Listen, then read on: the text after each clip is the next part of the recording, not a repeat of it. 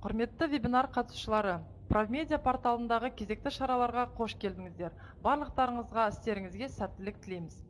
Бүгінгі біздің вебинар тақырыбымыз жер мен үйді қалай заңдастыруға болады, жеке тұрғын үй құрылысын жүргізу мақсатында 10 соттық жерді алуға болады. Бүгінгі біздің қонақта Алматы қаласы әкімдігі жанындағы жер құқықтық мәселелерді реттеудегі кеңестердің тәуелсіз сарапшысы, заңгер Базарбек және партнер заң компаниясының бас директоры Бақытжан Базарбек.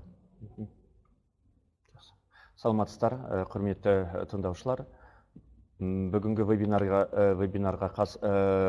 қосылған және қатысам деп өзінің сауалдарын жіберген қатысушыларымызға айтарым, бүгінгі вебинарымыз өзі екі тақырыптан тұрады. Бірінші тақырыбымыз бұл 10 сотық жерді, жеке тұрғын үй құрылысын жүргізу үшін 10 сотық жерді қалай және кімге беріледі. Және екінші тақырыбымыз бұл үй мен жерді қалай заңдастыруға болады деген тақырып. Сондықтан да егер де мүмкіндік бар болса, қазір қолдарыңызда көмекшілеріңізді, туған туысқандарыңыз қосып, жаңағы қайттан осы вебинарға қосымша адамдар қоса тіркелуге мүмкіндіктеріңіз бар. Ал енді вебинарымызды бастайық. Әрине, жер мәселелері өте өзекті, көкейкесті мәселелердің бірі. Не себепті соңғы жылдары білесіздер, осы жерге байланысты осы митингтердің пайда болуы, сол сияқты өзекті мәселелердің көбеюі осы әкімдіктерде. Бұл жер мәселелерінің жаңағы осындай күрделенуіне әкеп соқтырып отыр. Соның шешілуі амалдарын қазір Қазақстан Республикасының үкіметі өз тарапынан, әкімдіктер өз тарапынан іздеуде. Біздің негізгі мақсатымыз бұл жерде, бүгінгі вебинарда 10 сотық жерді кімге, қандай жолмен, қалай және қалай берілуі мүмкін, 10 сотық жерді алу үшін қандай құжаттамалар қажет, ол құжаттамаларды қай жерге тапсыру керек, әкімдіктер ол 10 сотық жерді табыстау кезінде бұл мәселені қанша мерзім ішінде қарайды, қандай құжаттамаларды біз жинауымыз қажет, бұл 10 сотық жерді алу үшін қаншама тәртіптен өтуіміз тиіспіз, сол сияқты қанша уақытты алады, қандай қиындықтар мен қандай күрделі мәселелер орын алуы мүмкін. Міне осы мәселелерді біз талқылаймыз. Және негізгі бұл жерде тоқетері айтатын сөзім, бұл вебинардың нәтижесінде сіздерге 10 сотық жерді ақысыз алудың жолдарын мен өзім ұсынамын. Және соған байланысты заңның кеңесімді сіздер тыңдайтын боласыздар. Әрине, 10 сотық жер, 10 сотық жеке тұрғын үй құрылысын жүргізу үшін 10 сотық жерді бір ғана 10 сотық жер ғана азаматтарға берілмейді. Сонымен қатар 10 сотық жерден бөлек Қазақстан Республикасының жер кодексінің 50-ші бабының 2-ші тармағына сәйкес, мына слайдты қарап тұрсаңыздар, жеке қосалқы үй шаруашылығын жүргізу үшін құнарсыз алқаптардан 0,25 сотық, ал суармалы жерлерде 0,15 сотық жер ақысыз беріледі кез келген азаматтарға. Сол сияқты жеке тұрғын үй құрылысын жүргізу үшін бізге белгілі 0,10 сотық жер, және бағбандық және саяжай құрылысын жүргізу үшін 0,12 сотық жер ақысыз беріледі. Бұл кез келген Қазақстан Республикасының азаматына. Әрине, бұл жерде сұрақтарыңыз туындауы мүмкін. 10 сотық жерді сонда мен жеке тұрғын үй құрылысын жүргізуден бөлек бағбандыққа, саяжайға, сол сияқты жеке қосалқы үй шаруашылығына да арыз беруіме бола ма деген сұрақ туындайды. Әрине болады. Бұл жерде жер кодексінің 50-ші бабының 2-ші тармағында кез келген Қазақстан Республикасының азаматтарына, яғни азаматтарына осы нысаналы мақсаттар бойынша ақысыз жер беріледі деп көрсетілген. Яғни кез келген азаматтың адам басына жер беріледі. Әрине, қоғамда әртүрлі сауалдар туындайды. Біздің семьямызда 4 адам, сонда бір семьяға бір жер беріле ме, жоқ адам басына мысалы бір нысаналы мақсат бойынша бір жер беріле ме. Жер кодексінің 50-ші бабының 2-ші тармағы, сол сияқты арнайы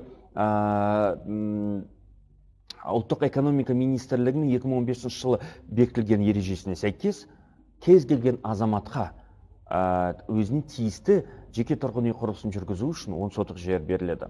Сондықтан да егер де әртүрлі сыбыс әңгімелерді еститін болсаңыз, басқаша айтылатын сыбыс әңгімелерді, оларға сенбеңіздер, тек қана заңға ғана сеніңіздер, заңның нормаларына. Енді бірақ та бір нысаналы мақсат бойынша, яғни егер жеке тұрғын үй құрылысын жүргізу үшін, мысалы үй соғу үшін жер алатын болсаңыздар, ол өміріңізде бір-ақ рет ол ақысыз беріледі.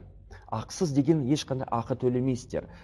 Сіздерге мемлекет 10 сотық, яғни былай 45, былай 25 метр көлемінде жерді ешқандай төлем ақы төлемей ақ ақысыз береді. Сондықтан да егер де қоғамда міне 10 сотық жерді сіздерге арнайы ақымен беруіміз мүмкін, біз сол сияқты арнайы ақы талап ететін азаматтар болса, бұл күрделі түрде заң бұзушылық деп есептелінеді. Себебі егер де ол берілетін сізге жер 50-ші бап бойынша берілетін болса, бұл жер сізге ақысыз берілуі тиіс. Оны біліп алғандарыңыз жөн. Екінші, әрине,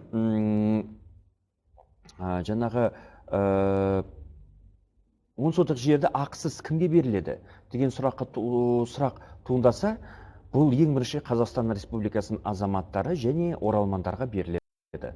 Оралман дегеніміз сонау өзіміздің жаңағы тарихи отанын кезінде тастап, жаңағы басқа елге көшіп қонған азаматтарымыз, егер де сол мемлекеттің азаматтығынан шықса, және Қазақстан Республикасының азаматтығын әлі алмаса, олар уақытша оралман деген құқықтық мәртебеге ие болады. Сондықтан да оралмандарға берілетін ақысыз жердің мәртебесі былай. Бастапқы бұл жерлер жеке тұрғын үй құрылысын жүргізу үшін уақытша өтеусіз жер пайдалану құқығына беріледі. Егер де олар Қазақстан Республикасының азаматтығын алса және тіркеуге алынса, сол сияқты азаматтығын алған сәттен бастап, олардың уақытша өтеусіз жер пайдалану құқығы жеке меншік құқығына ауысады. Сондықтан да бұл талаптар тікелей оралмандарға таралады. Ал Қазақстан Республикасының азаматтарына жер ақысыз әрбір нысаналы мақсат бойынша бір-ақ рет берілетін, жаңа ғана біз айтып кеттік.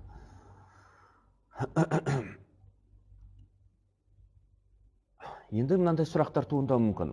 Жерді ақысыз алу үшін біз арызды қай жерге жолдауымыз тиіспіз? Ол арызды қандай мемлекеттік орган қабылдайды? Бізде өкінішке орай жер кодексіне арнайы комментарий болмағандықтан, біздің азаматтарымыз жаңа көбінесе сыбыс әңгімелерге жаңа сеніп қалады. Газеттің мақалаларында көп кейбір комментарийлерге сеніп қалады, басқа азаматтарға сеніп қалады. Сіздерге айтар кеңесім, жер кодексінің нормаларына нақты барлығы жазылған. Жер кодексінің 43-ші және 45-ші баптарына сәйкес, сіздер жеке тұрғын үй құрылысын жүргізу үшін егер жер алғыларыңыз келсе, ол арызды сіздер тікелей жердің орналасқан мекен жайы бойынша жергілікті атқару органдарына жолдауыңыз тиіссіздер. Яғни бұл дегеніміз не? Бұны қалай түсінуге болады? Яғни, егер де бір ғана мысал келтірейік, егер де жерлеріңіз алатын ойларыңызда, мысалы, Ұзынағаш ауданында орналасқан, мысалы, Самсы елді мекен жерінде бір жерді алуға, мысалы, ойыңыз түсіп отырса, сіз арызды Ұзынағаш аудандағы Ұзынағаш кентіне тапсырмайсыздар. Сіздер арызды Самсы елді мекенінің ауылдық округіндегі әкімдікке тапсырасыздар. Сол әкімдікте тікелей сіздің арызыңызды тіркейді. Әкімдікте тізімге қояды. Және тізімнің нөмірін сіздер сол материалдарыңызды тікелей аудан әкімдігіне, яғни Ұзынағаш ауданына жібереді. Яғни, егер де сіздің алатын жеріңіздің елді мекенінде әкімдік болмаса, ондай жағдайларда тікелей ең жақын орналасқан және сол жер қай әкімдікке қарайды, сол әкімдікке тікелей тапсырасыздар. Яғни, жердің орналасқан мекен жайы бойынша жергілікті атқару органдарына тікелей тапсырасыздар. Біздің азаматтарымыз көбінесе Астана қаласының маңында алатын болса, Астана қаласына тапсырады. Өкінішке орай бұл арыздар қараусыз қалып қалады. Қайтарылып жіберіп отырады. Соның екі ортасында, немесе мысалы Алматы қаласын алғысы келіп тұрса, Алматы қаласын әкімдігіне тапсырады. Сіздерге ескертетін нәрсе, Жерді ақысыз, 10 сотық жерді жеке тұрғын үй құрылысын жүргізу үшін ақысыз жер алу ойларыңызда болса, екі елді мекен, яғни Алматы қаласында және Астана қаласында бас жоспар бойынша жерді, 10 сотық жерді ақысыз беру бас жоспарда көрсетілмеген. Сондықтан да мысалы Алматы қаласында мысалы тізімде тұрған 200 мыңға жуық азаматтар тізімде тұр. Арнайы есепте тұр. Астана қаласы бойынша 107 мыңға жуық адам арнайы есепте тұр. Ал облыстық орталықтарды алатын болсақ, мысалы Тараз, Шымкент, Тараз, Қызылорда, Атырау, Ақтау, Орал, Ақтөбе, Қостанай, Павлодар, Петропавл, сол сияқты Өскемен, Семей, Жезқазған және Талдықорған қалалары бойынша тізімде тұрған адамның саны 30 мыңнан 50-60 мыңға дейін. Сондықтан да әрбір елді мекенде өздерінің тізімдері бар. Өкінішке орай, біздің азаматтарымыз неғұрлым қалаларда алуға тырысады. Қалаларда тізім өте жоғары. Сондықтан да мен деген осы вебинарда беретін кеңесім, және осы кеңеске кеңеске құлақ салған азаматтардың көпшілігі қазір өздерінің кеңеске құлақ салып, өздерінің тізімдерін жылдамдатқызған бірталай азаматтарымыз бар. Менің негізгі кеңесім, біріншіден, тізімдері үлкен елді мекендерді іздемеңіздер. Ойбай, мен Алматы қаласында, ойбай, мен Астана қаласының дәл ортасында мен жерді алам, сондықтан ақысыз 10 сотық жер беріледі екен, сол елді мекен жерлерге барып тапсырам ортасында. Жоқ, бас жоспар бойынша бұл елді мекен жерлерде Алматы және Астана қаласы бойынша ақысыз 10 сотық жер берілмейді. Ол бас жоспарда көрсетілмеген. Сондықтан да ең ыңғайлы жолы, ең жылдам жолы бұл Ұзынағаш ауданы, Қаскелен ауданы, Іле ауданы, мысалы Талғар ауданы бар. Бұл аудандарға қарасты елді мекен жерлер бар, ауылдық жерлер бар, Алматы қаласына жақын. Сол ауылдық жерлерде тізімдері аз. Екіншіден, инженерлік құрылымдар қамтылған және бюджеттік қаражаттар сол инженерлік құрылымдарды жұмсалған елді мекендерді іздеу керек. Мысалы, Астана қаласында, жұрттар Астана қаласының 107 мыңның ішінде жүргенше, оның орында 107 мың Астана қаласының маңында Қоянды, Талапкер,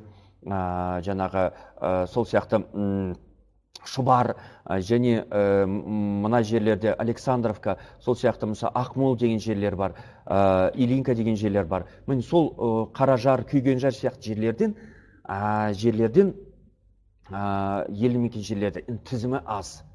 Сол сияқты инженерлік құрылымдар қамтылған және инженерлік құрылымдарды жоспарлауға байланысты және соғуға байланысты бюджеттік ақшалары жоспарланған елді мекен жерлерді іздеу керек. Енді инженерлік құрылымдарға келсек, сұрақ туындайды. Жерлерді ақысыз мемлекет қай жерден беріледі? Көп азаматтарымыздың әңгімесі былай. Ойбай, Қазақстанның 9-шы өзі территория жағынан мемлекет, осы үлкен ұлан-байтақ жерді бәрібір азаматқа 10 сотықтан бөліп берсе болады ғой деген ой туындайды. Әрине, олай да жасауға болады. Бірақ өкінішке орай, олай егерде әкімдіктер ешқандай инженерлік құрылымдарға қарамай 10 сотықтан бөліп тек қана бос даланы бере берсе, мұндай жағдайларда бұл әкімдіктердің әрекеті экологиялық кодекске ең біріншіден. Екіншіден жер кодексіне, үшіншіден су кодексіне, төртіншіден арнайы санитарлық нормалар бар, бесіншіден арнайы құрылыс нормалары бар. Соларға қайшы болады. Өкінішке орай, жер кодексінің 43-ші бабына сәйкес жеке тұрғын үй құрылысын жүргізу үшін жерлерді беру табыстаудың алдында әкімдіктер ол жерлер инженерлік құрылымдармен қамтылуы керек. Инженерлік объектілермен қамтамасыз етілуі тиіс. Яғни бір сөзбен мемлекет өзінің мойнына өмір сүруге ыңғайлы жағдай жасайды.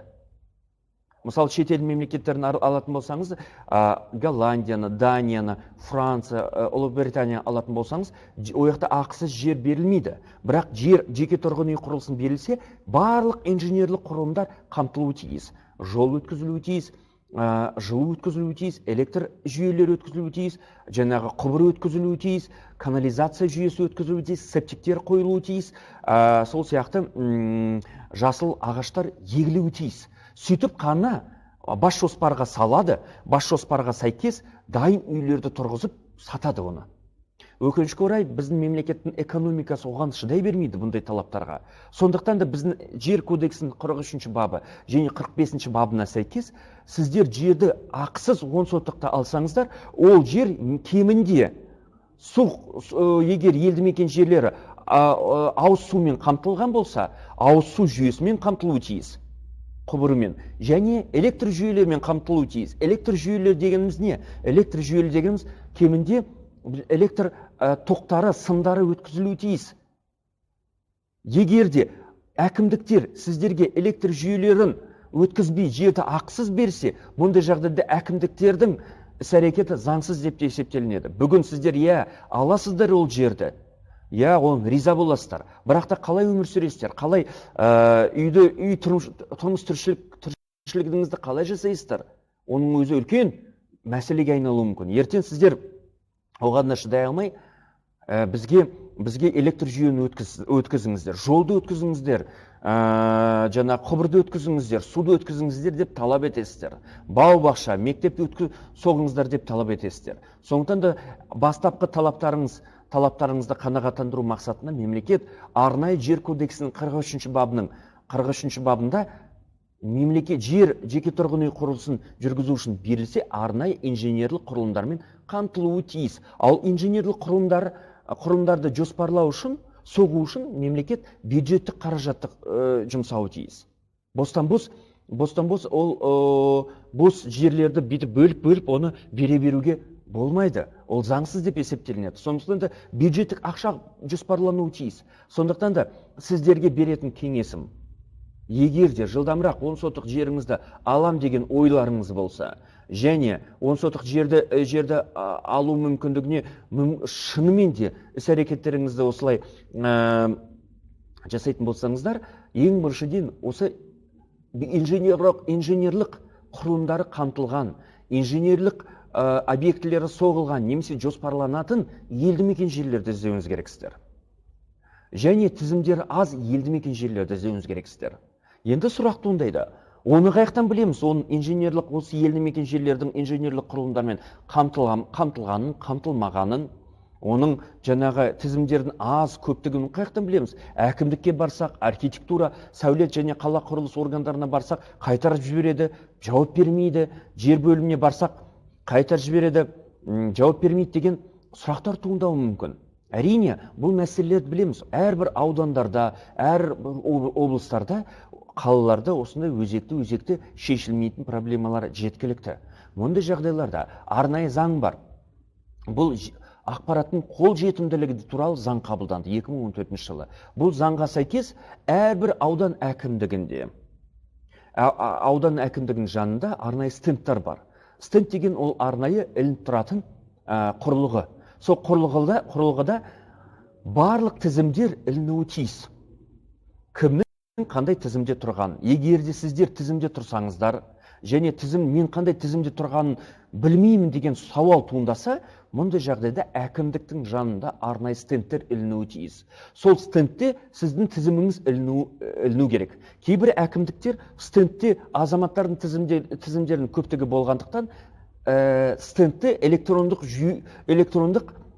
нысанда жүргізеді. Яғни оны арнайы сайтқа кіресіздерді, арнайы сайтта Excel форматта өздеріңіздің тізіміңізді, арнайы есебіңізді көресіз. Қай тізімде тұрсыздар, соны бақылауға болады. Бірақ бұл ақпарат ашық, оны әкімдіктер көрсетпей қоюға құқығы жоқ. Сондықтан да талап етуіңіз тиіссіздер. Егер де әкімдіктердің тарапынан және сәулет қала құрылыс, және жер ресурстарын басқару органдарының тарапынан стендтерді неғұрлым жасыру, неғұрлым көрсетпеуге байланысты әрекеттерді байқайтын болсаңыздар, онда тікелей жоғары тұрған мемлекеттік органдарға, сол сияқты прокуратура органдарына шағымдануға мүмкіндіктеріңіз бар. Сол келесі күні сол әкімдіктегі лауазымды тұлға жауапкершілікке тартылады. Бұл бірінші, яғни арнайы стенд. арнайы стенд ол 3 айда бір рет жаңартылып тұруы тиіс. Егер де арнайы стендті көрсеңіздер, бірақ арнайы стендте ақпарат ескіріп кетсе, және ол ескіріп кеткен соншалықты жылдап жаңартылмаса, мұндай жағдайларда бұл да үлкен заң бұзушылық деп есептелінеді. Бұны жоғары тұрған әкімдік немесе прокуратура органдарына шағым берсеңіздер, сол стендтерді жаңартуға байланысты жаңағы жауапты лауазымды тұлға жауапкершілікке тартылуы тиіс. Сондықтан да стендтен сіздер барлығын білесіздер. Стенд 3 айда бір рет, яғни кварталына бір рет жаңартылып тұрады. Соған назар аударуыңыз тиіссіздер. Екіншіден, қай жерден ақпарат аласыздар? Сіздер арнайы бізде егов жүйесі бар. Егов жүйесінде сіздер арнайы электрондық қолдарыңыз бар. Сол егов электрондық қол арқылы сіздер арнайы өтінім жіберуге мүмкіндіктеріңіз бар. Өтінім орысша айтқанда запрос. Өтінімді арнайы ақпаратқа қол жетімділік туралы заңға сәйкес, егер де азамат сол өтінімді дұрыс, заңды және барлық ақпараттар дұрыс енгізсе, және өзінің қажетті ақпаратын және тиісті өзінің талабын дұрыстап жазса, мұндай жағдайларда өтінімге мемлекеттік органдар 15 күн ішінде жауап беруі тиіс. Егер де өтінімізге дұрыс жауап бермесе, немесе мысалы бұл ақпарат құпиялы деп жіберіп қысқаша жауап берсе, ал шынайы бұл ақпарат құпиялы болып табылмаса, мұндай жағдайларда сол өтінімге толықтай жауап беруге жауапты лауазымды тұлға міндетті түрде заңмен жауапкершілікке тартылуы тиіс. Соған да назар аударуыңыз тиіссіздер. Яғни біріншіден бұл арнайы стендтерден қарайсыздар өздеріңіздің тізімдеріңізді. Егер стендтерде болмаса, оны талап етесіздер стендтердің болуын. Екіншіден, арнайы өтінім жібересіздер, яғни запрос арқылы менің қандай тізімде тұратыным, немесе егерде қандай да бір сұрақ, өзге де сұрақ туындаса, мысалы үйіңіз қызыл линияға кіре ме, кірмей ме, су қорғау аймағына кіре ме, кірмей ме, нақты бір шектеулі аймақтарға кіретін, кірмейтін, немесе жеріңіз мемлекеттік қажеттіліктер үшін алынады ма, алынбай ма, сол сияқты сносқа кете ме, кетпей ме деген сұрақтарға жауап алу үшін сіздер өтінім арқылы жүргізеді. Яғни өтінім жіберсеңіздер, егер де ол ақпарат тікелей құпиялы болып табылмаса, сіздерге міндетті түрде жауап береді. Жауап тікелей лауазым тұлға, ең бірінші лауазым тұлға өзінің қолымен және мөрімен басып жауап қайтаруы тиіс сіздерге. Яғни бұл дегеніміз арнайы стендтерге және стендтерге байланысты, тізімімізге байланысты. Ал егер сұрақ туындаса, инженерлік құрылымдардың елді мекен жерлерде инженерлік құрылымдар қай жерде қамтылған, қай жерде қамтылмаған, оны қалай білуге болады? Оны архитектураға, қала құрылыс сәулет органдарына баруым керекпін ба, жоқ мен жер бөліміне баруым керекпін ба, не істеймін, қалай білемін деген сұрақ туындаса, оны арнайы сайттар бар. Бұл әкімдіктің арнайы сайттар бар. Облыс әкімдіктерінің, қала әкімдіктерінің арнайы ресми сайттары бар. Сол ресми сайттарында міндетті түрде бас жоспар және бас жоспарға байланысты арнайы детальдық жоспарлау жобалары, құрылыс жүргізу жобалары, сол сияқты кешенді схемалар және өзге де бас жоспардың тиісті құжаттамалары жариялануы тиіс. Сол ақпарат арқылы сіздер қай елді мекен жерлерде жеке тұрғын үй құрылысын жүргізу үшін қандай алқаптар жоспарланған, қандай алқаптар жоспарланбағанын білесіздер. Сол арқылы өздеріңіздің тиісті ақпараттарыңызды алуға мүмкіндіктеріңіз бар. Яғни қайталаймын, арнайы әкімдіктердің арнайы порталында, ресми интернет порталында сіздер оны білуге мүмкіндіктеріңіз бар. Енді келесі слайдқа көштік. Енді арызды қайтарып жібереді. Сұрақ туындайды. Мен арызды жіберемін әкімдіктерге. Әкімдіктер қайтарып жіберсе, оны не істеймін? Қандай негіздер бойынша әкімдіктер бұл арызды қайтарып жіберуге құқығы бар? Негіздері былай. Егер де жерді ақысыз, 10 сотық жерді ақысыз алуға сіздің азаматтығыңыз болмаса, яғни ең негізгі талап бұл 10 сотық жерді алу үшін, бұл Қазақстанның азаматтылығы. Егер де Қазақстанның азаматы болмасаңыз, бірақ та оралман мәртебесіне ие болсаңыз, әрине жерді ақысыз алуға құқыңыз бар.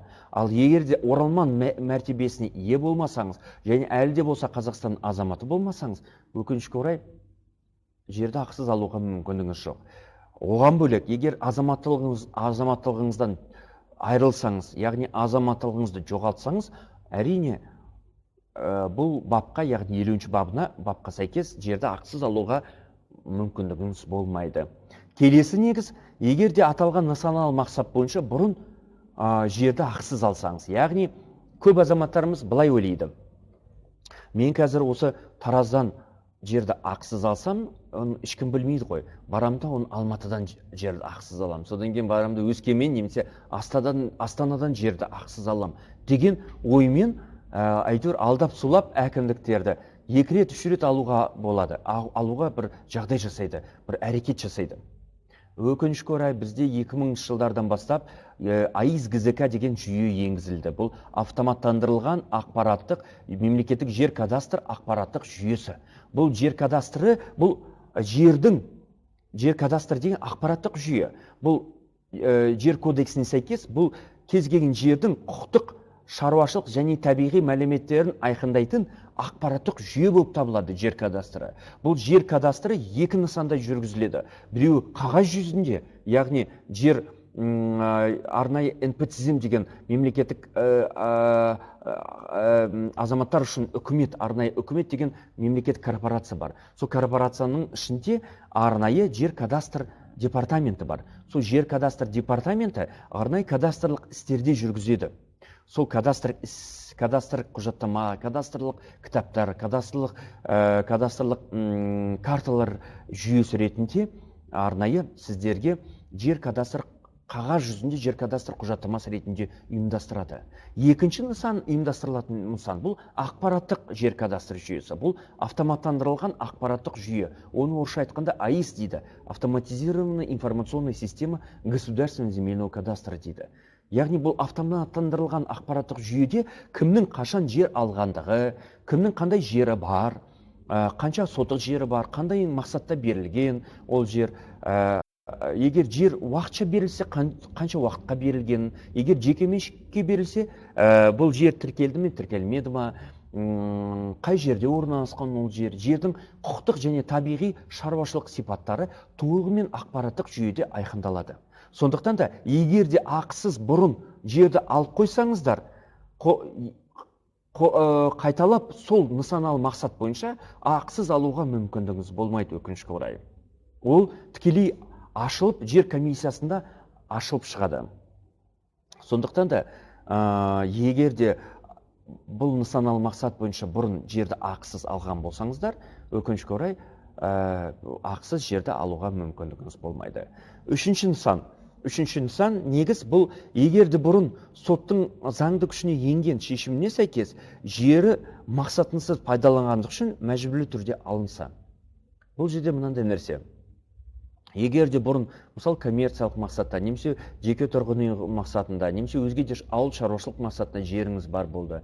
Бірақ өкінішке орай жерді дұрыс пайдаланбадыңыз, жерді мақсатынсыз пайдаландыңыз. Оның нәтижесінде жер кодексінің 92-ші бабына сәйкес, 93-ші баптарына сәйкес жерді уәкілетті органның талап арызы негізінде және соттың заңды күшіне енген соттың шешімі негізінде жер мемлекеттік меншікке мәжбүрлі түрде мақсатынсыз пайдаланғандық үшін алынса, өкінішке орай, сіздер жер кодексіне сәйкес арнайы реестр көзетілген.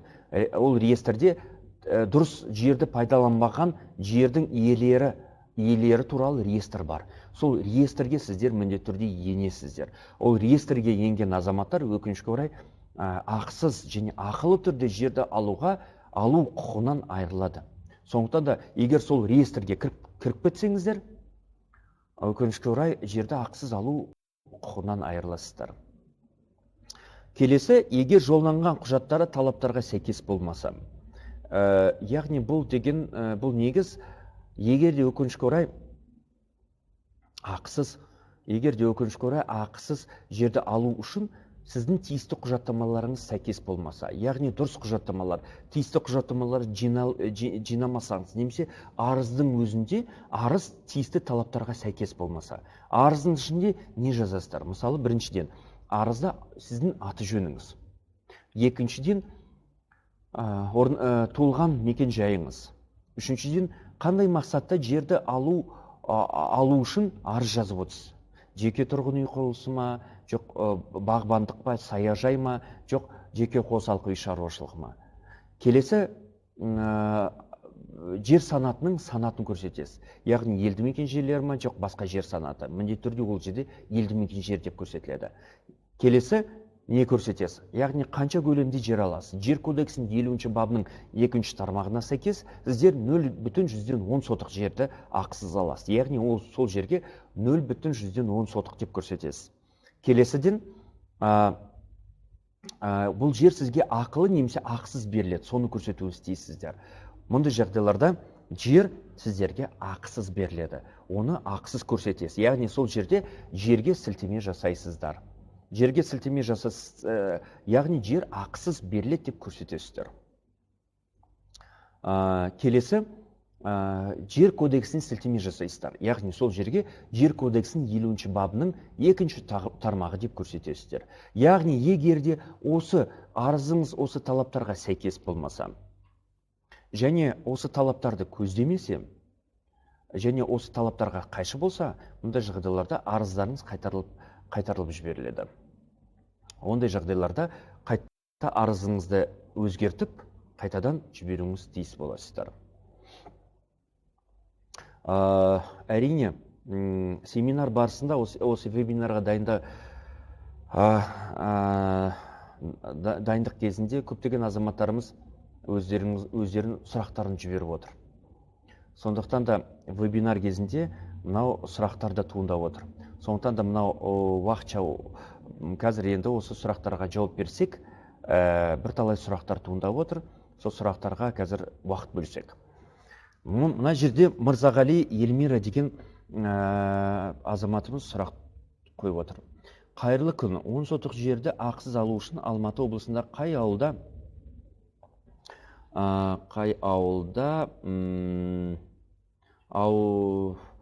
ауылдық округте жер беріліп жатқанын қай жерден білуге болады? Енді Елмира, сол үшін қай жерден білуге болады деген сұрақ туындау үшін, сіздер ол үшін біріншіден арнайы өтінім, жаңа мен айттым ғой, өтінім жібересіздер. Ол өтінімді сәулет қала құрылысы органдарына, сол сияқты жер ресурстарын басқару уәкілетті органдарына сол өтінімді жібересіздер. Сол өтінімде былай көрсетесіздер.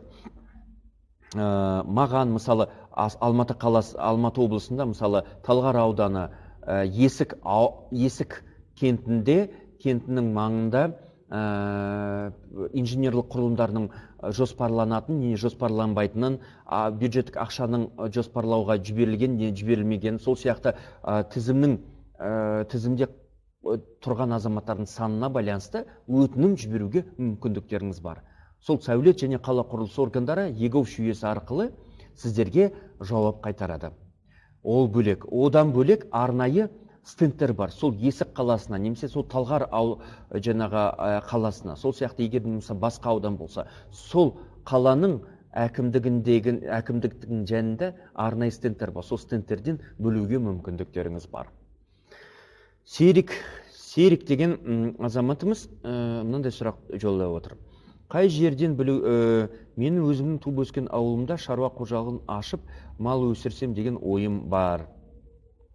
Кезінде ауылдық округте тиісті жерлер тұрғындарға пай ретінде бөлініп берілген, бірақ қазіргі уақытта мал өсіретін көп жерлер бос жатыр. Осы жерлерді қалай жалға немесе меншікке алуға болады? Серік, өкінішке орай, әрине біздің тақырыбымыз 10 сотық жерге арналған, бірақ сіздің сұрағыңыз көбінесе ауыл шаруашылық жерлерге байланысты. Енді жауап берейін. Өкінішке орай, осы жазда шілдеде арнайы заң қабылдады. Жер кодексінің кейбір баптарына мораторий енгізу. Ол мораторий, сіздер білесіздер, ол көктемде жазда болған митингке байланысты. Ол митингке байланысты сол арнайы заңға сәйкес жер кодексінің 24 бабының 2 тармағы, 3 тармағы, 4 тармағы, сол сияқты 33 және 37 баптың 6 тармақтары, жер кодексінің 48 бабының 4-5 тармақтары және жер кодексінің 97 бабының 3 тармағына тікелей мораторий енгізілген. Ол мораторий дегеніміз не? Мораторий сол нақты баптардың қолдануына мораторий енгізілген. Ол мораторий бойынша әзірше Қазақстан Республикасының азаматтарына, заңды тұлғаларға, сол сияқты шетелдік азаматтар, шетелдік заңды тұлғаларға уақытша өтеулі жер пайдалану құқығына беруге уақытша тыйым салынған. Сондықтан да бұл мораторий әзірше жаңағы 2021 жылдың 31 желтоқсанына дейін күшінде, енді осы жақында осы қарашада, желтоқсанда мәжілісте қаралып жатқан заң жобасы, заңға өзгерістер мен толықтырулар енгізу жобасына сәйкес бірталай өзгерістер әзірлеуде. Егер жаңалықтар болса, әрине сіздер хабарласып тұрыңыздар, жаңалықтарымызды айтып отырамыз сізге. Бұл жерде Абишева Жұлдыз Бағдаулетовна деген жолдас сұрақ жіберіп отыр. Жеке тұрғын үй құрылысы үшін 2007 жылы тіркелдім, жерге 10 жыл болды. Қандай жолдары және шанс бар соны арызым бойынша жер алуға дейді. Енді сіздің Жұлдыз сұрағын жалғастырып отыр. Жолдасымның ағасы қайтыс болды. Марқұмның атында жер болатын. Үлкен қайнағамыз жолдасымның атына сол жерді тез арада аударып, нотариус арқылы сатып жіберді. Формальды сатып алып, сатып жіберген болдық. Мен де жолдас ретінде қол қойдым. Енді жолдасым еш жерден жер ала алмай ма, сонда тегін дейді. Енді қараңыздар.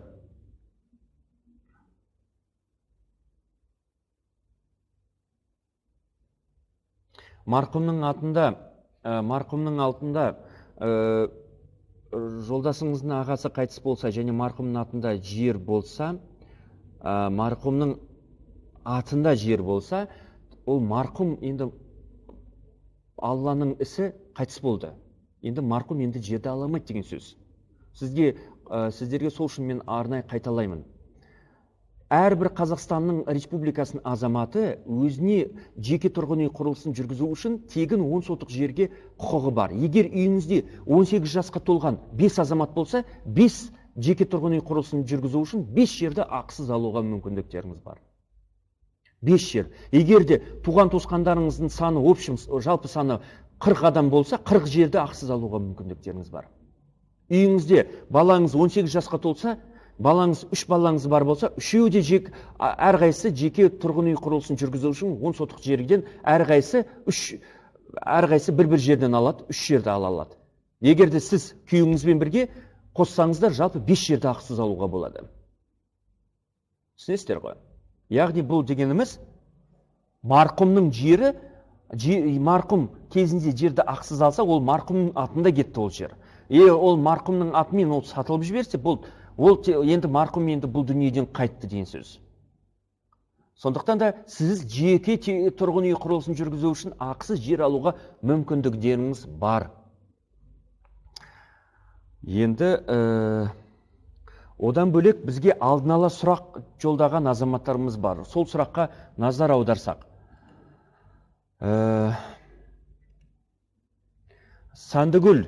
Сандыгүл деген азамат сұрақ жіберді. Сәлеметсіз бе? Менің Астанада тіркеуде тұрғаныма 3 жыл болды. Үй салуға қалай жер ала аламын? Жолдарын көрсетсеңіз дейді. Сандыгүл, сол үшін мен сіздерге айтып отырмын. Енді үмітіңізге балта шаппайын, үмітіңізді үзбейін, тізімде тұрыңыз. Бірақ та мен кеңесім, енді сарапшы ретінде, себебі мен өзім жер кодексін әзірлеуге тікелей қатысқан адаммын. Парламент мәжілісінің жұмыс тобының сарапшысы болдым, үкіметтің негізгі сарапшысы болдым, әкімдіктерге кеңес беремін, үлкен бірнеше қалалар әкімдігіне. сіздердің жағдайларыңызда былай ғана кеңес бере аламын. Астана қаласының бас жоспарында жеке тұрғын үй құрылысын жүргізу үшін 10 сотық жер беруге әзірше жер көрсетілмеген. Сондықтан да сіздің тіркеуде тұрған 3 жылыңыз 30 жыл болуы мүмкін. Не істейсіздер? Сондықтан да мен кеңесіме құлақ салсаңыз, Сәндігүл, тізіміңізді ауданға жіберсеңіз, яғни Астана қаласы маңында Қоянды, Талапкер, жаңағы Жалтыркөл, Шұбар, Ақмол, Илинка, Александровка, Аршалы сияқты, Аршалы, Шортанды сияқты елді мекен жерлер бар. Софиевка деген елді мекендер бар. Сол елді мекен жерлерде тізімдер неғұрлым аз. Біріншіден, тізімдер неғұрлым аз. Екіншіден, бас жоспар бойынша, осы қалалардың, кенттердің бас жоспар бойынша сол жерлерге инженерлік құрылымдарды жоспарлауға бюджеттік ақшалар жұмсалған. Қазір жоспарлануда. Сондықтан да ол жерлерде тізімдер жылдам өтеді. Сол жерлерге, сол елді мекен жерлерге тізімге тұрып алуға тырысыңыздар. Ал сол жерлерде тізімді білу үшін, мынау қайттан записті қайттан тыңдасаңыз, мен оның жолдарын жаңа ғана айттым. Яғни оны сайттан білесіздер, оны арнайы стендтен білесіздер, оны арнайы өтінім жібересіздер. Келесі сұрақ жолдаған бізге Айман деген азамат. Сәлеметсіз бе? Қарағанды қаласының 10 сотық жерді қалай алуға болады? Қарағанды қаласынан екен. Очередте қанша тұру керек? Қалаған жерден алуға бола ма? Әлде айтқан жерге ғана ала аламыз ба? Тез қалай алуға болады? Деген сұрақ туындап отыр. Айман, сұрағыңызға жауап былай болады. Қарағанды қаласының 10 сотық жерді қалай алуға болады дегенде, Қарағанды қаласының өзінде тізімде өте көп азаматтар тұр. Сондықтан да менің сіздерге деген кеңесім, біріншіден Қарағанды қаласының маңында Шахтинск деген қалалар бар. Мынау жаңағы Теміртаудың Қарағандыдағы жақын ауылдық жерлерді бар. Сол ауылдық жерлердің арнайы жоспарын, сол сияқты бас жоспарын, құрылыс жобаларын тексеріп қарасаңыздар, ол жерде тізімде тұрған адамдардың саны неғұрлым аз. Сол тізімге тұрып алуға тырысыңыз. Екінші сұрағыңызға, очередте қанша тұру керек деген сұраққа ешкім жауап бере алмайды. Себебі очередте, мысалы, тізімде бұл бюджеттік ақшаға байланысты. Егер бюджеттік ақша жоспарланса, мысалы 10 мың адамға жоспарланса, бірінші 10 мың адам тізімде тұрған адам бірінші болып алады. Егер сіз тізімде 22-ші болып тұрсаңыз, 22-ші мыңыншы болып тұрсаңыз, бірінші 10 мың алады, содан кейін сіздің тізіміңіз жылжиды, сіз 12-ші болып тұрасыздар. 12-ші болып тұрғаннан кейін енді сізді өзіңіздің тізіміңізді күтесіздер. Бұл 2 жыл болуы мүмкін, 5 жыл болуы мүмкін, 7 жыл болуы мүмкін. Бұл бюджеттік ақшаға байланысты. Қалаған жерден алуға бола ма, жоқ әлде айтқан жерден ғана ала аламыз ба деген сұраққа жауап, өкінішке орай, сізге қалаған жерден алуға болады десеңіз, сіз дәл қаланың ортасынан аласыздар. Дәл кәдімгі акиматтың жанынан алуға тырысасыздар. Астана қаласынан алам десе, адам кәдімгі Ақорданың жанынан ала салады. Әрине, мемлекет қай жерден береді деген. Мемлекет егер сіздер анау төбенің үстінен берем десе, төбенің үстінен береді. Анау жаңағы судың түбінен берем десе, судың түбінен береді. Сондықтан да мемлекеттен қалаған жерінен аласыздар, өкінішке орай. Тез қалай алуға болады деген сұрақ. Тез алу жолдары мен соны айтып отырмын сіздерге. Менің кеңесіме құлақ салған азаматтар қазір тізім жүздеген азаматтар өзінің жерлерін алды. Мыңдаған азаматтар өзінің тізімін жылжытып, осы жақында алайын деп жатыр. Егер менің кеңесіме назар аударсаңыз, жұрттың айтқанымен кетпей, мен кеңесіме назар аударсаңыз, сіздер жеріңізді алдағы 3-4 жылдың ішінде алуға мүмкіндіктеріңіз бар. Ал егер сыбыр әңгімеге, сыбыр сөздерге, мынау қауесет әңгімелерге сеніп, ойбай, бұл жерде жер бермейді, ойбай деп жүре берсеңіз, онда жылдап жүресіздер, 10 жылдап жүресіздер. Айнагүл сұрақ қойып отыр. 2006 жылдан бері 10 сотық жерге кезекте тұрмын. Оны қашан береді, қалай тездетуге болады? Жаңағы Айманның қойған сұрағы. жаңағы Айнагүл жауап берген шығар сіздің сұрағыңызға. Өкінішке орай, бұл қашан береді деген сөз, ол бюджеттік ақшаға байланысты және инженерлік құрылымдарға байланысты. Жоспарланса, оған бюджеттік ақша жоспарланса, тез аласыздар. Қалай тездетуге болады? Мен жолын жаңа ғана айттым. Осы қайттан, мынау записті қайттан тыңдасаңыздар, бос уақытта, жолын барлығын жазып алсаңыздар, тікелей жеріңізді алуға мүмкіндіктеріңіз бар. Жұлдыз мынандай сұрақ қойып отыр. Сәлеметсіздер ме? Тізімде 2007 жылдың шілдесінен бастап тұрмын. Оны жылдамырақ тездетуге бола ма?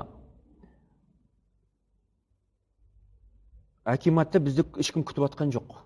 Және бізді ешкімге жер беріп атқан жоқ деген сұрақ.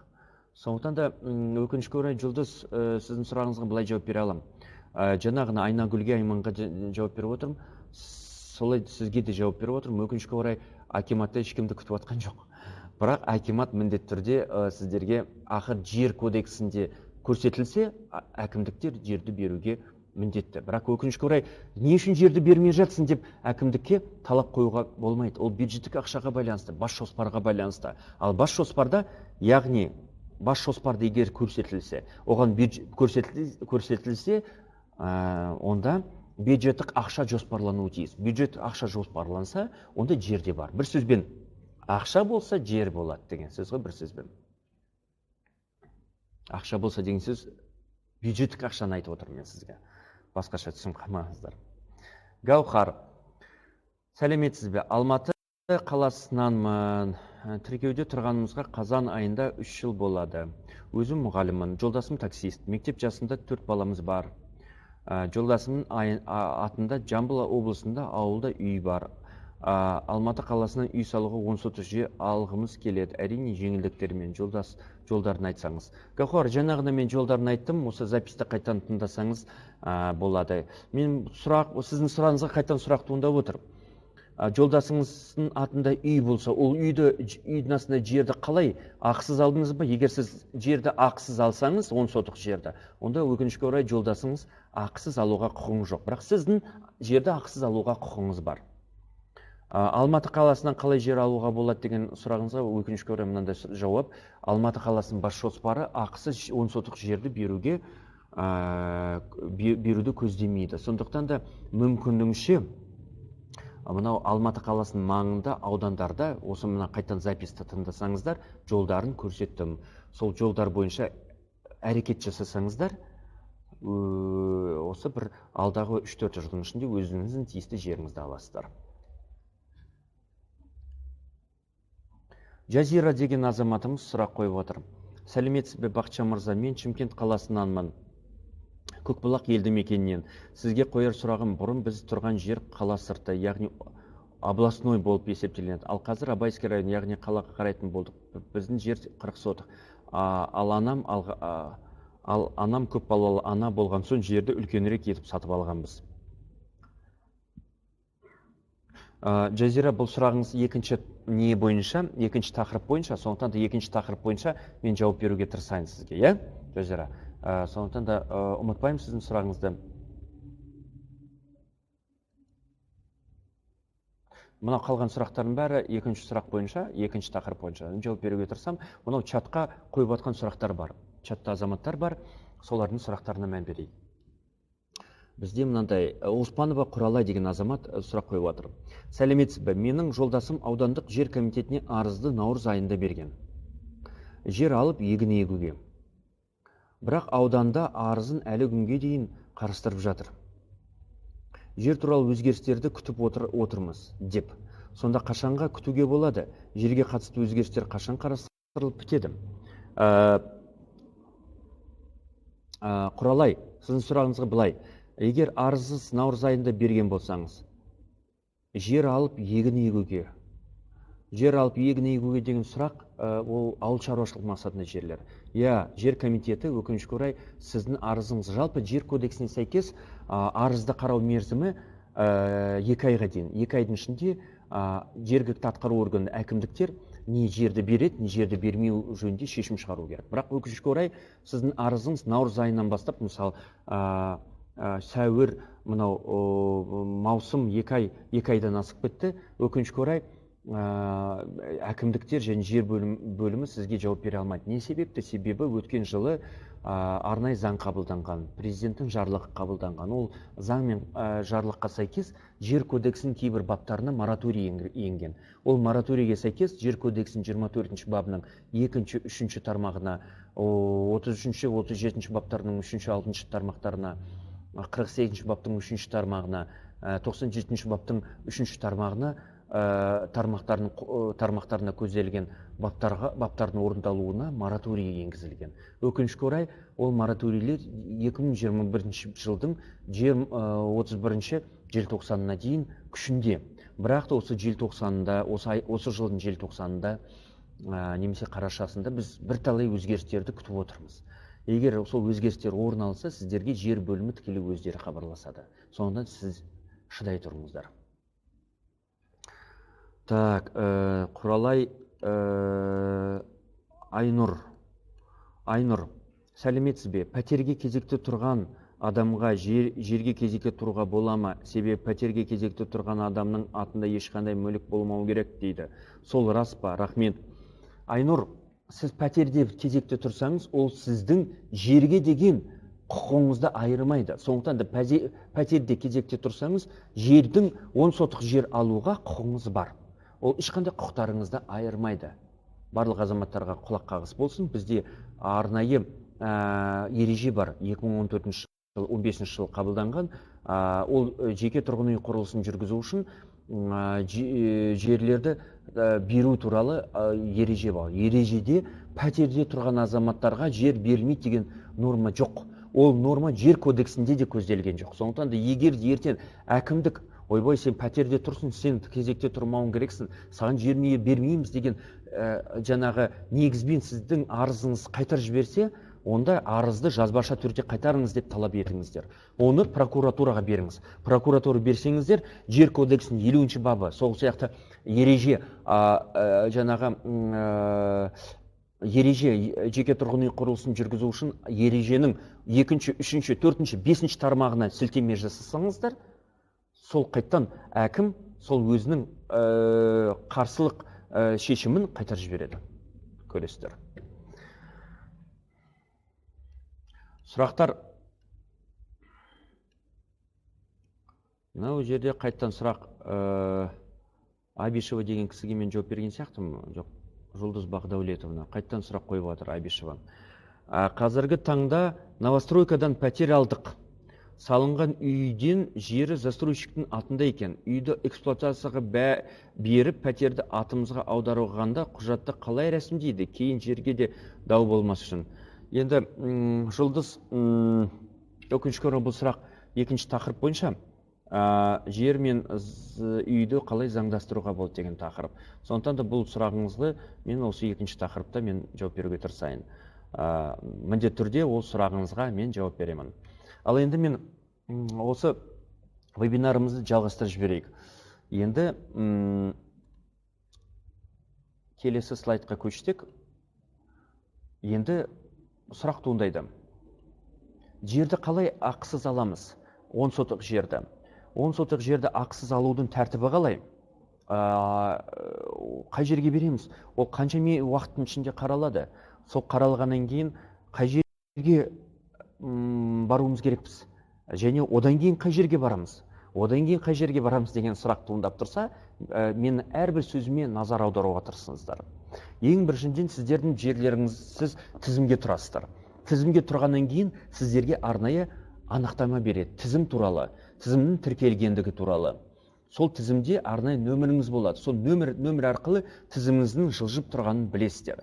Егер де тізіміңіз келсе, егер де бюджеттік ақша жоспарланып, инженерлік құрылымдарға байланысты ақша бөлінсе, инженерлік құрылымдар жоспарланса, және тізім бойынша 10 мың адам жерді алатын болса, 10 мыңның ішіне кіріп тұрсаңыз, мұндай жағдайларда сіздің арызыңыз, материалыңыз тікелей жер комиссиясына жіберіледі.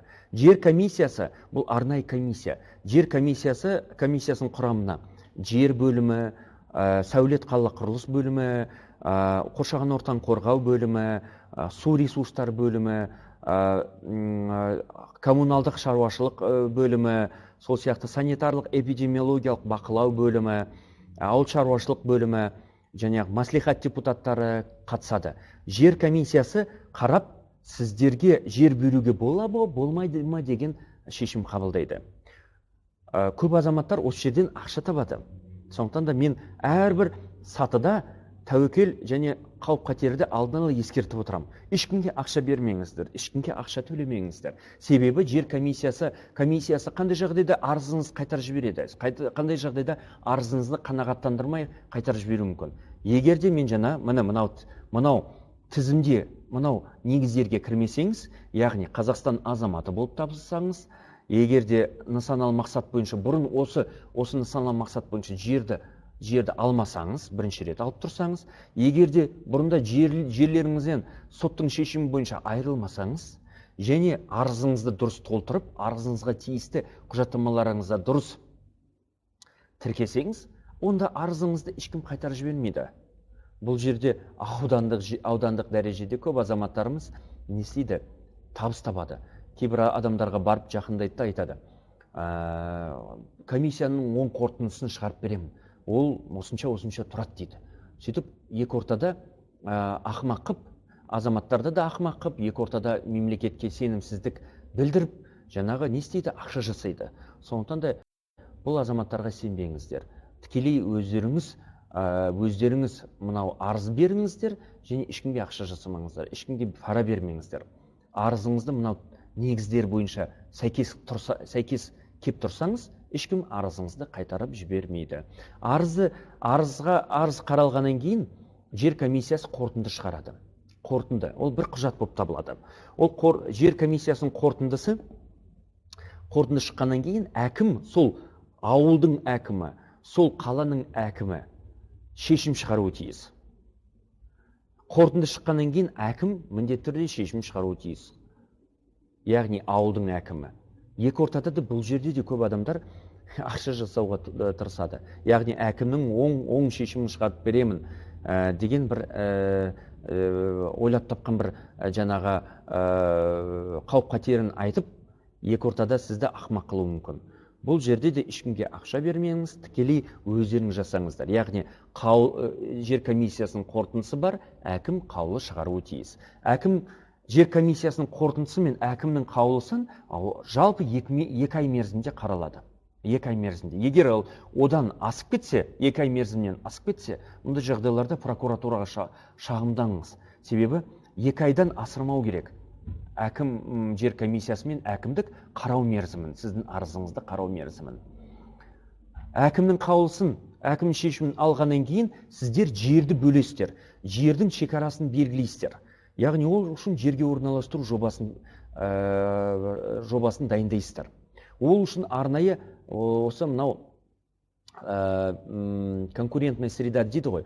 Сол жерде бірталай кәсіпорындар жұмыс істейді. Ол кәсіпорындар жерді бөледі, жердің шекарасын анықтайды, жердің сызықтарын белгілейді. Мен солармен шартқа тұрасыздар. Шартқа тұрғаннан кейін ақысын төлейсіздер. Көбінесе бұл егер 10 сотық жер болса, болжам бойынша 10-15 мыңнан 25 мыңға дейін олар өзінің ресми ақысын алады. Сол ақысын төлеп, арнайы жердің шекарасын белгілейсіздер. Жердің арнайы таяқшаларын қоясыздар. Оны орысша межевые знаки дейді, ресми түрде. Орысша айтқанда колышки дейді. Соның белгілеп, оның таяқшаларын белгілеп, арнайы жерге орналастыру құжаттамасын сіздерге дайындап береді. Құжаттамасын дайындап бергеннен кейін, сіз ресми түрде жер бөліммен жалға алу шартын бекітесіздер. Енді осы жерде көп адамдардан сұрақ туындайды. Мен осы жерді ақысыз үй соғу үшін жеке меншікке алып отырмын. Яғни жеке меншікке, заңда да жеке меншік деп көрсетілген. Сонда мен жеке меншікке алған жерді менған мемлекет жалға бере ме, уақытша бере ме деген сұрақ туындауы мүмкін. Иә, сізде заң бойынша бұл жер сіздерге жеке меншікке беріледі. Бірақ бастапқы уақытта сіздерге жер уақытша пайдалану құқығына беріледі. Не себепті? Себеп басында осы жер кодексі қабылданғаннан кейін мемлекет жеке меншікке берді. Міне, жерді шекарасын бөлгеннен кейін жеке меншікке тікелей беріп отырды. Бірақ азаматтар үй соқпай не істеді? Госактісін бекітіп, госактісін алып, оны тіркеп, сатып жіберген. Арыздарында мен жерге мұқтаж болып отырмын, жерді 10 сотық жерге жерді беруіңізді өтінем деп өтініп отырған. Бірақ екі ортада жерді алғаннан кейін үй соқпай сатып жіберген. Ақшасын қалтасына жіберіп, екі ортада ақымақ қып, мемлекетті ақымақ қып жіберген көптеген мыңдаған азаматтар болды. Сондықтан мемлекет заңға және ережелерге кішкене өзгерістер енді. Жер кодексінің 50-ші бабының 3-ші тармағы, 2-ші, 3-ші тармағына өзгерістер енді, ереже қабылданды. Сол ережеге сәйкес бастапқы түрде бұл жер сізге жеке тұрғын үй құрылысын жүргізу үшін 10 сотық жер сізге уақытша өтеулі жер пайдалану құқығына беріледі. Яғни бұл жерге бірінші үй соғуыңыз керексіздер. Үй соғып қана сіз үйді заңдастырып қана жекеменшік құқығын ала аласыздар. Ол үшін сіз жалға алу шартын бекітесіздер. Бастапқы жалға алу шарты 1 жыл. Енді сұрақ туындайды. Егер де мен 1 жылдың ішінде үй соқпасам, мен жерімді алып қоя ма? Ол жерді ешкім алып қоймайды. Жер кодексінің 37-ші бабына сәйкес шарттың аяқталуына 3 айға алғанда шарттың ұзартамын деп арыз жазсаңыздар, шартты, яғни жалға алу шартын, аренда шартын сіздерге тағы 1 жылға ұзартады. Сондықтан да ешқандай қауесет әңгімелерге, ешқандай бір сыбыс әңгімелерге сенуші болмаңыздар. Тікелей жер кодексіне нақты көрсетілген ғой, сол заң бойынша жүруге тырысыңыздар. Ал егер заңды бұзып отырса, мемлекеттік органдар, яғни 3 ай бұрын сіздер арыз бердіңіздер. Арызға сәйкес ақшам жоқтығынан, қаражаттың қиындығынан байланысты жалға алу шартын тағы да 1 жылға ұзартуыңызды өтінем деп жіберсеңіздер, бірақ оған қарамастан әкімдіктер сіз жалға алу шартын ұзартпай жеріңізді қайтарып алса, мұндай жағдайларды прокуратураға жалдаңыздар. Прокуратура органдары бұл заңның орындалуын қадағалайтын мемлекеттік орган. Міндетті түрде әкімдіктің шешімін және жер бөлімінің архитектура органдарының шешімдерін қайтарып жібереді. Келесі, жалға алу шартын бекіткеннен кейін сіз тікелей 2 құжаттама аласыздар сәулет органдарында. Бұл АПЗ, архитектуралық жобалау тапсырмасы. Оны орысша айтқанда АПЗ дейді, қазақша айтқанда АЖТ дейді.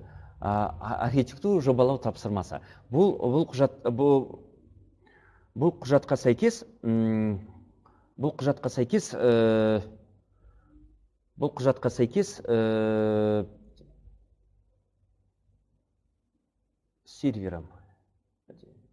связь с сервером потеряна.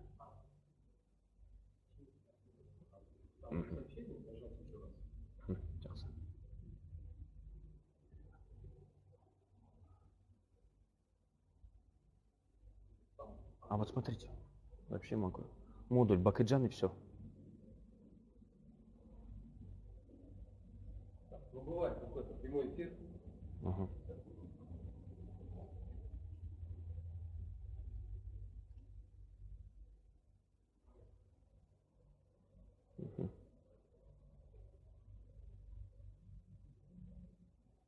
Все тоже потеряли, да, меня? Нет. Кешірім өтінемін, қайттан эфирге шықтым мен.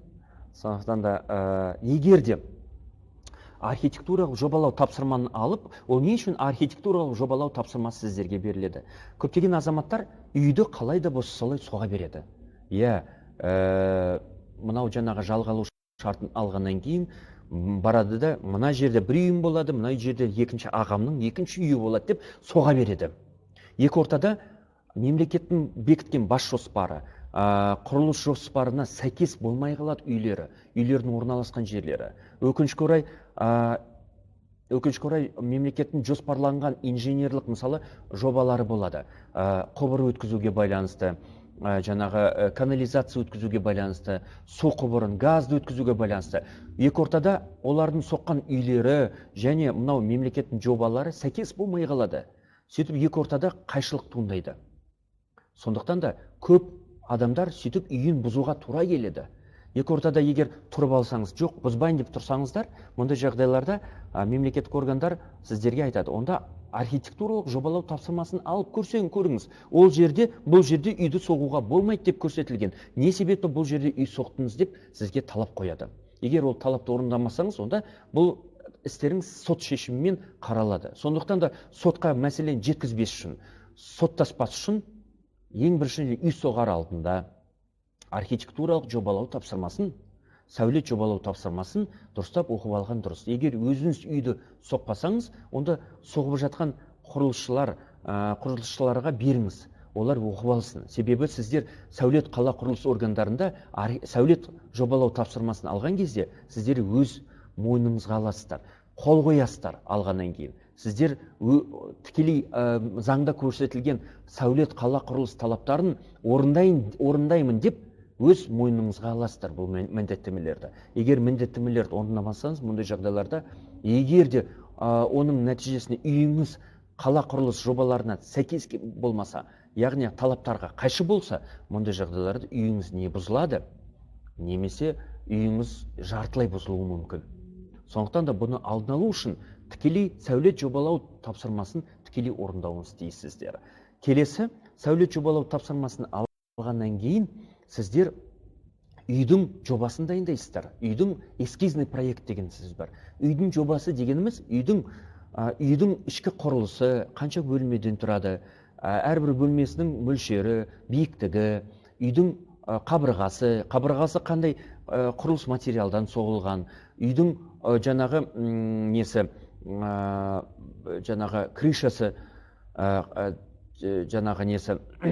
сол сияқты үйдің жерлеріңізде орналасқан қандай құрылыс ғимараттар бар, шаруашылық құрылыстар бар. Сол шаруашылық құрылыстардың мөлшері, биіктігі, қандай құрылыс материалдан соғылған, соның барлығы жобада енгізілуі тиіс. Егер де соғу барысында жобадан тыс шығып кетсеңіз, жобаға сәйкес болмай кетсе, соғып жатқан үйіңіз, соғып жатқан құрылыстарыңыз, мұндай жағдайларда жобаны уақытылай өзгертіп, оны қайттан сәулет қала құрылыс органдарында қайта тіркетуіңіз тиіссіздер. Себебі ертең жобаға сәйкес үйіңізді қабылдап отырады. Жобаға сәйкес үйіңізді заңдастырады. Жобаға сәйкес үйіңізді заңдастырса, жобаға сәйкес жеріңізге жекеменшік құқығын береді. Осыны біліп алғандарыңыз дұрыс. Егер жобаға сәйкес болмаса үйіңіз, онда үйіңізді заңдастырмайсыз. Онда үйіңіз заңдастырмаса, онда жеріңізге жекеменшік құқығы берілмейді. Өкінішке орай.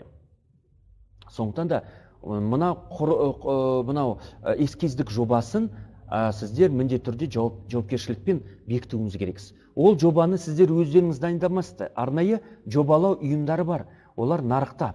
Ол нарықта жобалау ұйымдарының орта мөлшерінде алатын ақысы, орта мөлшерінде 20-30 мың, екі қабатты үй болса 40-50 мыңға дейін болуы мүмкін. Сол ресми түрде шарт бекітіп, соларға ақысын төлеп, олар жобасын дайындайды сіздерге. Сол жобасын дайындап болғаннан кейін сіздер ресми түрде сіздер жаңағы сол жобаны сәулет және қала құрылыс органдарына тіркеуіңіз керексіздер. Бір данасы сәулет қала құрылыс органдарында қалады, және бір данасы сізде болады. Үйіңіздің жобасы. Үйіңіздің жобасын алғаннан кейін, сәулет жобалау тапсырмасын алғаннан кейін, және жалғалу шартын бекіткеннен кейін, сіздер құрылыс жүргізу рұқсатын аласыздар. Құрылыс жүргізу рұқсатын. Құрылыс жүргізу рұқсаты дегеніміз, бұл тікелей сол құжаттың нәтижесінде ғана сіз фундаменттің бастайсыздар. Үйдің қабырғасын соғасыздар. Үйді көтересіздер. Егер құрылыс жүргізу рұқсаты алмасаңыздар, өкінішке орай үй соғу жұмыстарын бастауға құқығыңыз жоқ. Себебі әкімшілік құқық бұзушылық кодексте арнайы бап бар, заңсыз құрылыс жүргізу деген сөз. Бұл ешқандай рұқсатсыз, ешқандай сәулет құрылыс органдарының берген рұқсатынсыз құрылыс монтаждық жұмыстарды бастап кету және жұмыс жүргізу әрекеттері бұл әкімшілік құқық бұзушылық деп есептелінеді. Сонымен қатар әкімшілік құқық бұзушылыққа ешқандай жобасыз құрылыс жұмыстарын жүргізу әрекеті де құқық бұзушылық деп есептелінеді. Сонымен қатар ешқандай қабылдау актісіз бір құрылыс ғимараттарды іске қосу және оны пайдалану, ол да әкімшілік құқық бұзушылық болып есептелінеді. Сондықтан да біліп алғандарыңыз дұрыс. Біріншіден, сіздер, яғни жер комиссиясының қорытындысын алғаннан кейін, әкімнің қаулысын алғаннан кейін, жердің шекарасын бөлгеннен кейін, жалға алу шартын бекіткеннен кейін, сәулет жобалау тапсырмасын алғаннан кейін, үйдің жобасын дайындағаннан кейін, және жобасын бекіткеннен кейін, сіздер құрылыс жүргізу рұқсатын аласыздар. Құрылыс жүргізу рұқсатын алып болғаннан кейін құрылысыңызды бастайсыздар. Құрылыс 2 ай болуы мүмкін, 3 ай болуы мүмкін, 1 жыл болуы мүмкін. Ол сіздің ақшалай қаржылық жағдайыңызға байланысты. Егер де құрылыс жұмыстарын бітірсеңіздер, мұндай жағдайларда оны міндетті түрде үйіңізді іске қосуыңыз керексіздер. Іске қосу, яғни оны қабылдау керек. Міндетті түрде бұрында қабылдауды арнайы бегунок деген қағазбен жүргізетін. Ол бегунок деген қағаз әрбір мемлекеттік органдардың бәрін ол азамат не істеу керек? Жүгіру керек, оны келісу керек. Ол сәулет органдары, сәулет қала құрылыс бақылау органдары, қоршаған ортаны қорғау органдары, ауыл шаруашылық органдары, жер бөлім басқармалары, жер қадағалау органдары, өрт сөндіру, санитарлық, эпидемиологиялық, экология, су ресурстары, ЖКХ органдары, сол сияқты теплотранзит, энергосбыт, горводоканал жаңағы сияқты органдардан барлығынан келісу қолдарын алуыңыз тиіс еді. Қазір ол инстанциялардың бәрін алып тастады. Қазір үйді қабылдау жаңағы процедурасы жеңілдетілген. Енді 4-ақ қана қол керек. 4 адамның қолын ғана жинайсыздар. Біріншісі бұл жобаның тапсырыс берушісінің қолы. Екіншісі жобаның орындаушысы, мердігері, жобаның мердігері, яғни құрылыстың мердігері. Үшіншісі авторлық надзор, авторлық бақылау жүргізетін органдар, мекемелер, және төртіншісі техникалық бақылау органдары, мекемелерінің жаңағы бақылау мекемелерінің қолы керек. Міне 4 қол жетсе үйіңізді қабылдайды. 4 қол алмасаңыз үйді қабылдамайды. Ал 4 қолға жеткізу үшін мына слайдқа назар аударыңыздар. Тұрғын үй қабылдау тәртібі. Яғни тұрғын үйді қабылдау үшін бірінші саты авторлық және техникалық бақылау мекемелерімен шартқа тұру керек. Ол авторлық техникалық бақылау мекемелері бұлар нарықта жұмыс істейтін жеке және заңды тұлғалар, кәсіпорындар. Олармен шартқа тұру керек. Олар авторлық бақылау дегеніміз не? Авторлық бақылау сіздің үйдің соғылған үйдің өзінің жобасына сәйкестігін тексереді. Мүмкін сіздің үйіңіз жоба бойынша 1 қабатты болса, ал 300-інде 2 қабатты үй болып кеткен. Сондықтан да авторлық бақылау соғылған үйдің жобаға сәйкестігін тексереді. Егер сәйкес болса, авторлық бақылау сәйкестікті растау декларациясын дайындайды сізге. Егер де соғылған үй жобаға сәйкес болмаса, онда декларациясын бермейді, сізге өзгерт деп көрсетеді. Кемшіліктерді өзгертсеңіз, сәйкестік декларациясын береді сізге. Егер де оны өзгертпесеңіз, онда ешқандай авторлық бақылау өзінің қолын қоймайды. Содан кейін техникалық бақылау. Техникалық бақылау дегеніміз, техникалық қадағалау дегеніміз, бұл қандай мекемелер? Бұл сіздің үйіңіз адамның өмірі мен денсаулығына қауіп қатер алып келе ме, алып келмей ме? Себебі үйдің негізін қалайтын бұндай конструкциялар бар.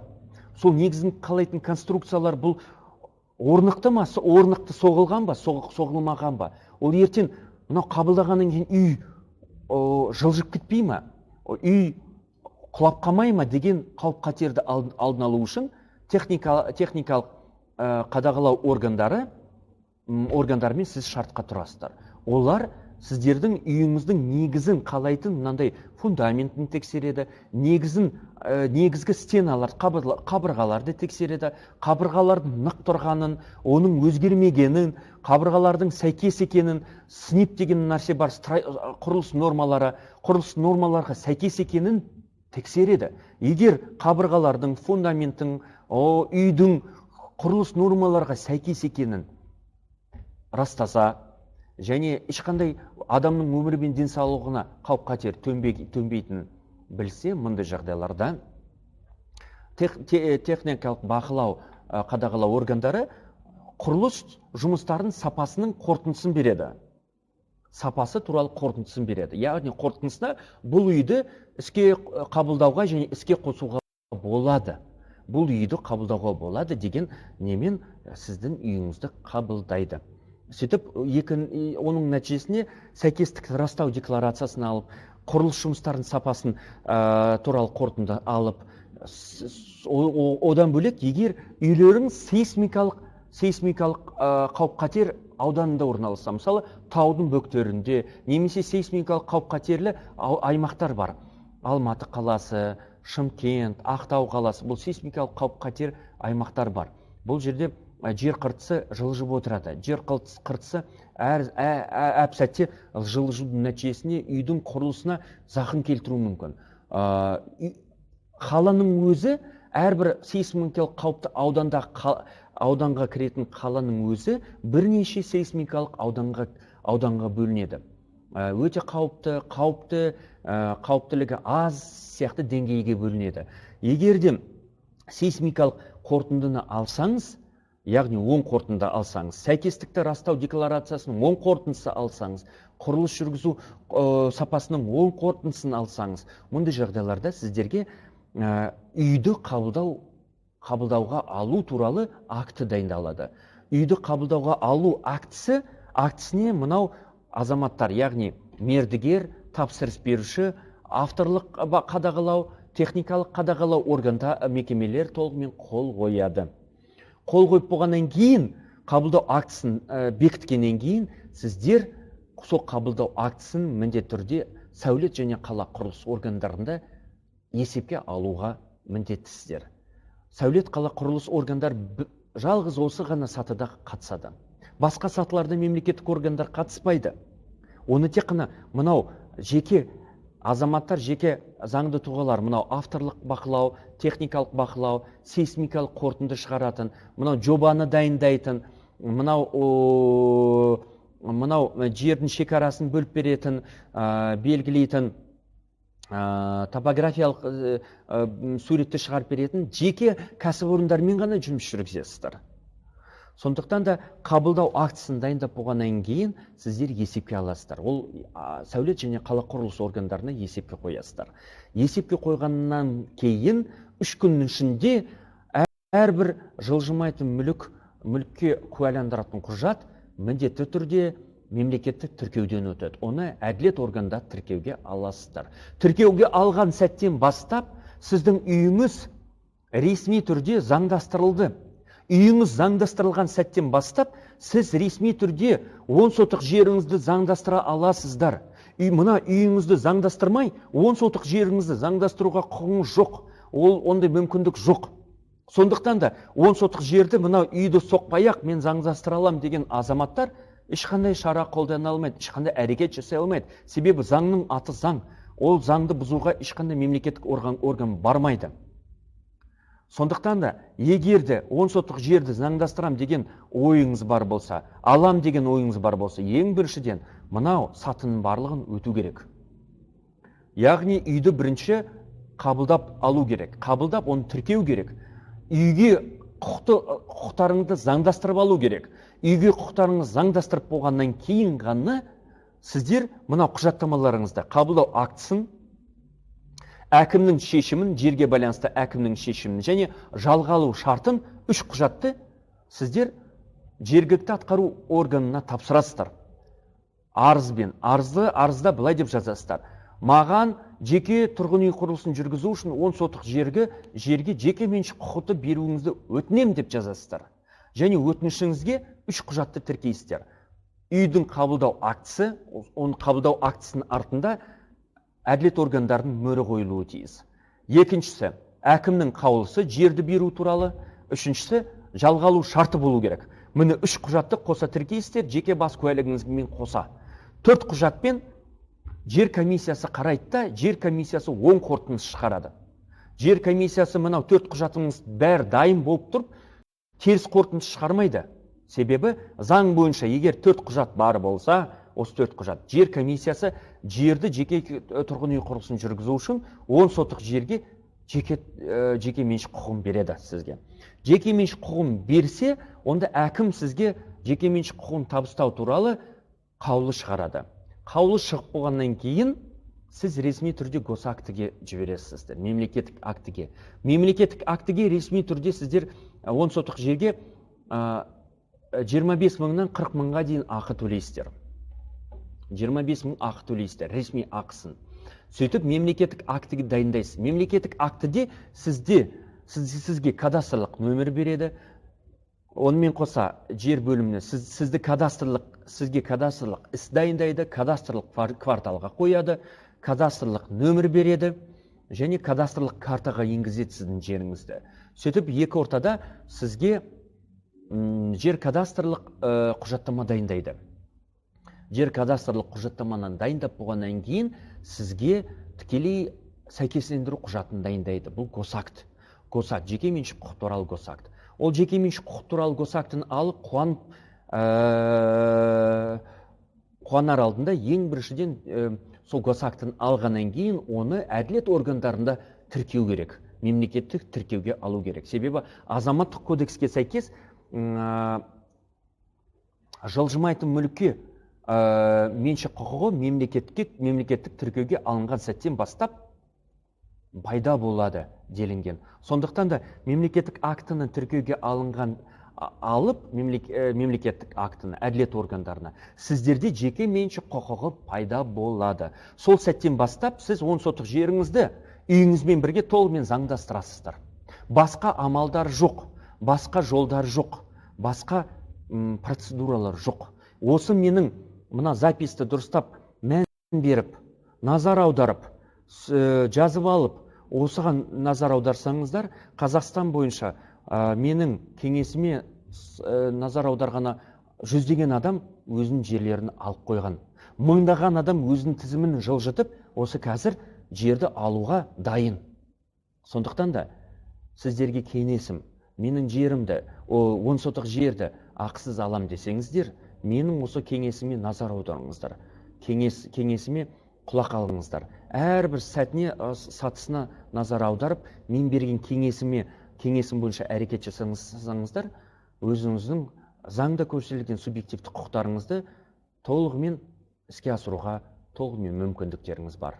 Егер де қосымша маған деген сауалдарыңыз туындап тұрса, сұрақтарыңыз туындап тұрса, мынау параграф закон KZ порталында профмедиа.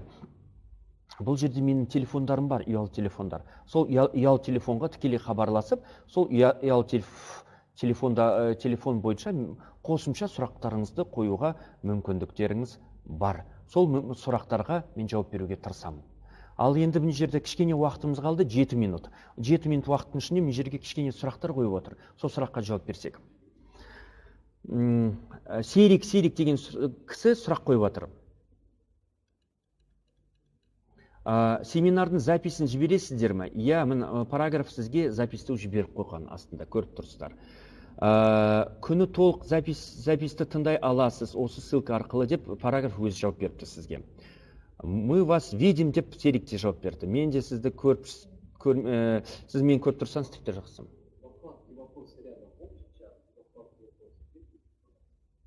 Жақсы. Сейчас. Хайметов Мұрат, сауалыңызды вопрос деген жазуыңызды, да, дұрыс. Тетік жоқ қой, Хайметов деп, жақсы. Міне. Сұрақ, мына жерде мынандай сұрақ, вкладкада мынандай сұрақтар туындап жатыр.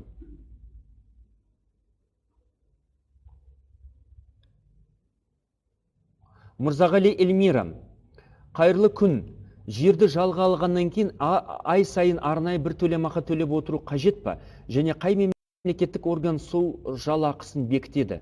Эльмира, қайырлы күн.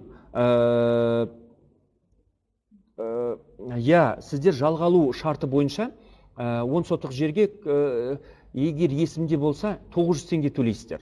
Жыл сайын 900 теңге төлейсіздер.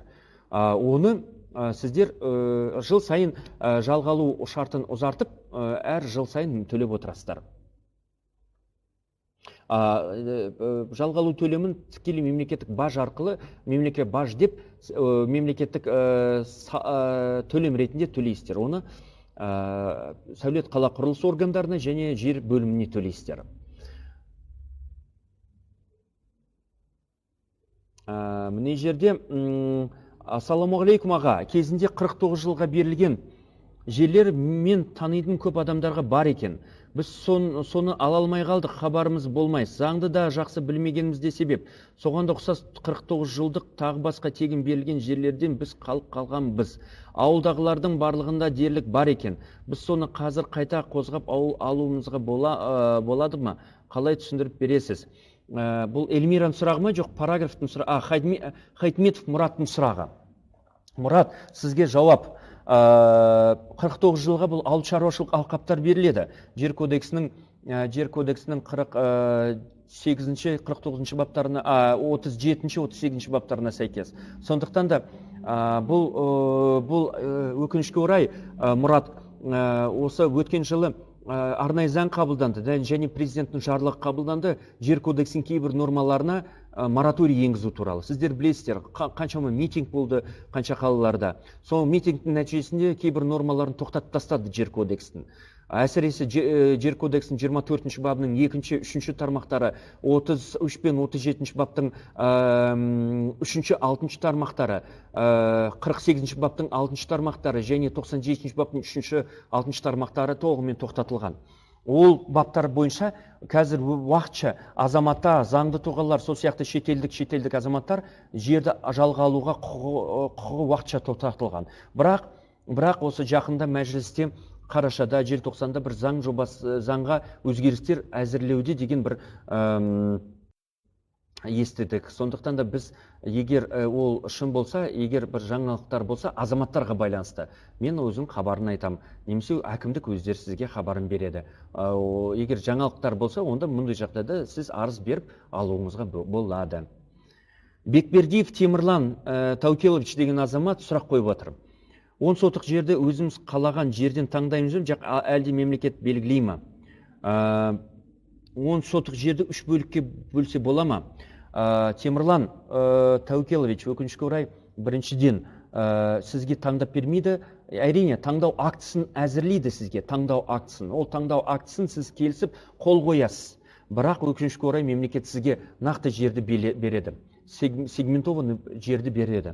Сол сегменттелген жерді, 10 сотық жерді сіз қол қойып таңдайсыз.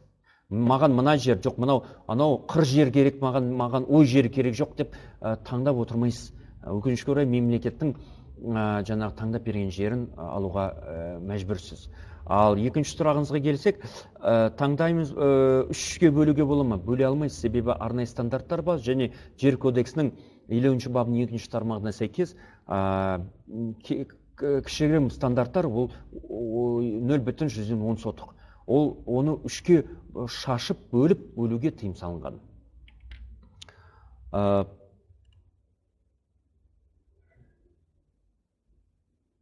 Қазір сервермен кішкене қиындықтар, қазір қайттан мен кіремін серверге.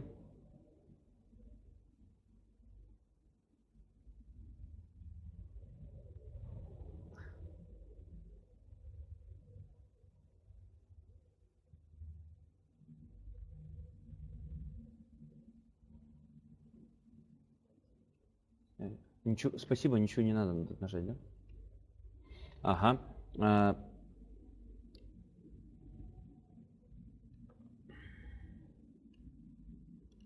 Мынандай кісі, Кәде қызы Оралхан, сәлеметсіз бе, тұрғын үйдің пайдалану мақсатына қалай коммерциялық мақсатқа алмастыруға болады? Бұл тікелей екінші тақырыптың сұрағы, Оралхан Кәде қызы. Мен ол сұраққа сізге жауап беремін екінші тақырыпта. Және соңғы сұрақты бізге Серікқызы Әсел, саламатсыз ба? Ғимарат орналасқан жерді қалай заңдастыруға болады? Әсел, бұл да сұрағыңыз, өкінішке орай, екінші тақырыптың сұрағы. 15 минуттан кейін бізде екінші тақырып басталады. 15 минут бізде үзіліс. Сондықтан да осы 10 сотық жерді алам деген 10 сотық жерді алам деген азаматтар мынау записті қайттан тыңдасаңыздар және сұрақтарыңызды бос уақытта қоюға мүмкіндіктеріңіз бар. Құрметті вебинар қатысушылары, бізде 15 минут үзіліс.